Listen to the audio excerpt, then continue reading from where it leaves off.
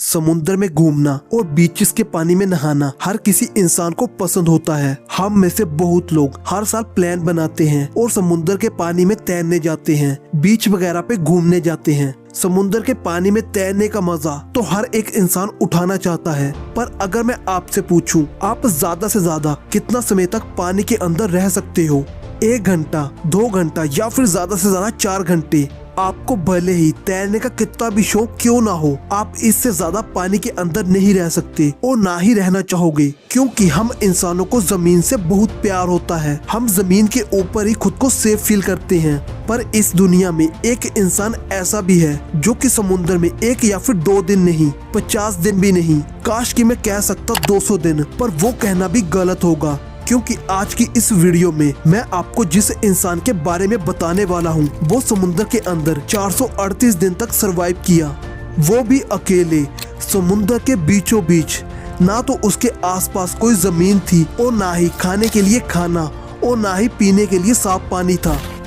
ये दिल दहला देने वाली कहानी है जोश सल्वाडोर एल्वारेंगा की, जिसने 438 दिन तक खुद को समुद्र के बीचों बीच जिंदा रखा।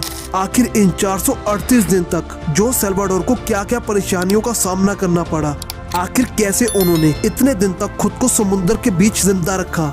जोश सल्वाडोर की कहानी से आपको बहुत मोटिवेशन मिलेगी। लाइफ में कितनी भी बड़ी प्रॉब्लम क्यों ना आ जाए, उनसे डील कैसे करना है, जानेंगे आज के इस वीडियो में, इसलिए इस वीडियो को अंत तक देखना। जोश सल्वाडोर पेशे से एक फिशरमैन थे, यानी कि एक मछुआरे, जो कि अक्सर गहरे समुद्र में मछलियां पकड़ने जाया करते थे। ये उनके लिए कोई नई बात नहीं थी। जोश सल्वाडोर के बारे में मैक्सिको में सब जानते थे, क्योंकि गहरे पानी में यहाँ सब मछुआरे जाने से डरते थे। जोश सल्वाडोर वहीं जाकर मछलियां पकड़ते थे। सब कुछ बढ़िया चल रहा था। जोश सल्वाडोर का काम पहले से ज्यादा बढ़ फूल रहा था कि तभी अचानक एक दिन ऐसा आता है जिसने सब बदल कर रख दिया। जोश सल्वाडोर के साथ कुछ ऐसा होने वाला था जो उसने कभी सपने में भी नहीं सोचा था। ये दिन था 17 नवंबर 2012 का। हर दिन की तरह जोश सल्वाडोर के लिए ये एक नॉर्मल दिन था। वो जैसे समुद्र में रोज मछलियां पकड़ने जाता, 17 नवंबर 2012 के दिन भी समुद्र के अंदर मछलियां पकड़ने जा रहा था। उसने अपनी बोट पे वो सारा जरूरी सामान रख लिया था जिसकी उसको जरूरत पड़ने वाली थी, ओब्वियसली मछलियां पकड़ने के लिए। वैसे तो जोश सल्वाडोर समुद्र में अकेले ही मछलियां पकड़ने जाया करते थे, पर अब की बार उनके साथ उनका एक साथी भी था, जो कि जोश सल्वाडोर की तरह ही एक मछुआरा बनना चाहता था। पर उसको ना तो समुद्र के पानी की कोई नॉलेज थी और ना ही उसे मछलियां पकड़ना आता था। वो जोश सल्वाडोर के साथ ये सब कुछ सीखने के लिए जा रहा था। सब कुछ सही चल रहा था। जोश सल्वाडोर का ये प्लान था कि वो समुद्र के अंदर 30 घंटों तक रहेंगे। उसके बाद जितनी भी मछलियां पकड़ी जाएंगी उनको अपनी बोट में लेकर वापस आ जाएंगे। तो जोश सल्वाडोर ने अपनी जरूरत के हिसाब से बोट में उतना ही खाना पानी रखा, बाकी बोट पूरी तरह से खाली थी। सब कुछ चेक करने के बाद जोश सल्वाडोर और उसका साथी अपनी छोटी सी बोट लेकर समुद्र में निकल गए।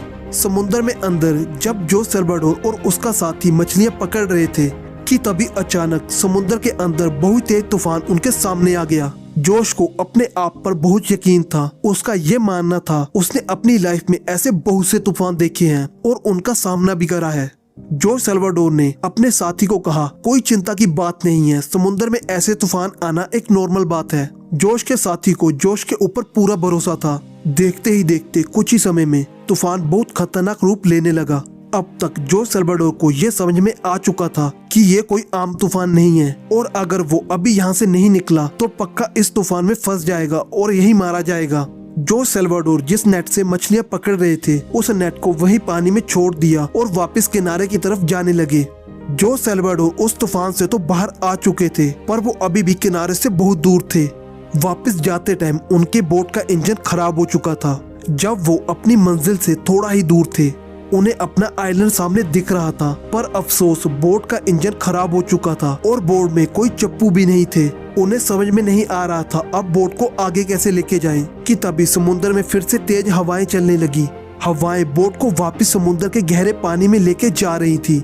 जोश और उसका वो साथी चाह कर भी कुछ नहीं कर पा रहे थे। जब हवाएं रुकी तो जोश की बोट उसके घर से 450 किलोमीटर दूर थी। वो अपने साथ जो खाना लाए थे वो भी खत्म हो चुका था। अब यहाँ से जोश सल्वाडोर का असली सफर शुरू होने वाला था। बिना खाना और बिना पानी के दो लोग समुद्र के बीचों बीच फंस चुके थे। बचने की कोई उम्मीद नजर नहीं आ रही थी, पर फिर भी जोश और उसके साथी ने हार नहीं मानी। वो दोनों समुद्र में मौजूद मछलियां और टर्टल्स को पकड़ने लगे और उनका कच्चा मांस ही खाने लगे। ओब्वियसली जिंदा रहने के लिए उन्हें कुछ तो खाना ही था, लेकिन अभी भी एक प्रॉब्लम और थी।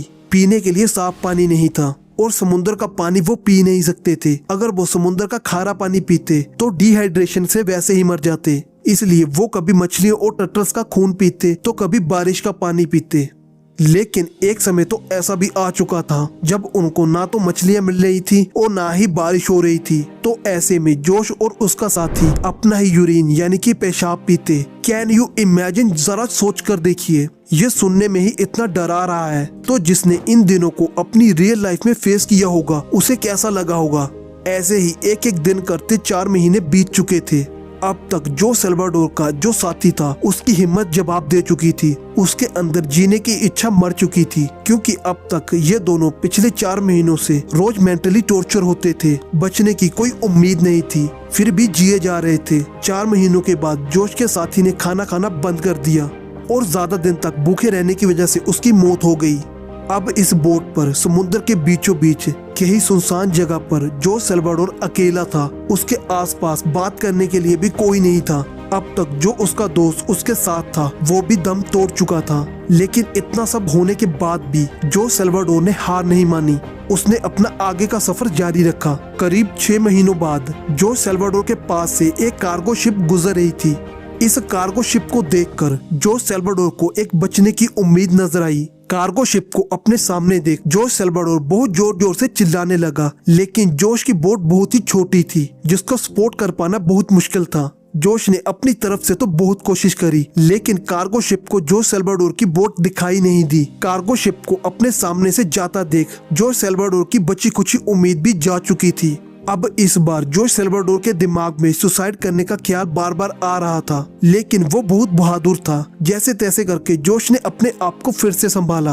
अब जोश सल्वाडोर को समुद्र में फंसे 1 साल से भी ज्यादा का समय हो चुका था कि तभी एक दिन अचानक उसको अपने सामने एक आइलैंड दिखाई दिया। समुद्र की हवाओं और लहरों की वजह से जोश सल्वाडोर की बोट किनारे की तरफ आ चुकी थी।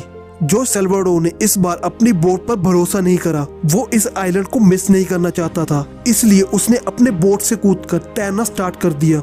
जोश सल्वाडोर के शरीर में इतनी भी एनर्जी नहीं थी कि वो अच्छे से तैर पाए, पर उसकी हिम्मत पहले से कई गुना बढ़ चुकी थी। तैरते तैरते वो जैसे तैसे करके किनारे पर पहुंच ही गया। यह दिन था 30 जनवरी 2014 का और अब तक 438 दिन बीत चुके थे। 438 दिन के बाद जोश सल्वाडोर जमीन के ऊपर चलने की कोशिश कर रहा था, पर उससे चला नहीं जा रहा था। अब उसकी बॉडी में बिल्कुल भी एनर्जी नहीं बची थी। उसने जैसे ही चलने की कोशिश करी कि अचानक वो बेहोश हो गया। आइलैंड पे मौजूद जब स्थानीय लोगों ने जोश सल्वाडोर को बेहोश पड़े हुए देखा तो तुरंत उसकी मदद करी। जोश सल्वाडोर जिस आइलैंड पर पहुंच चुका था उस आइलैंड का नाम था इबोन एटोल आइलैंड, और ये आइलैंड जोश सल्वाडोर के घर से करीब 11,000 किलोमीटर दूर था। इतनी मुसीबतों का सामना करने के बाद आखिरकार जोश सल्वाडोर की जान बच चुकी थी। इसके बाद जोश सल्वाडोर को वापस उसके घर से ही सलामत भेज दिया गया। जोश सल्वाडोर की फैमिली उसे देखकर बहुत खुश हुई। जोश की फैमिली ने तो जोश को मरा हुआ मान लिया था, और फिर जोश सल्वाडोर का वापस अपने घर आना उनके लिए किसी चमत्कार से कम नहीं था।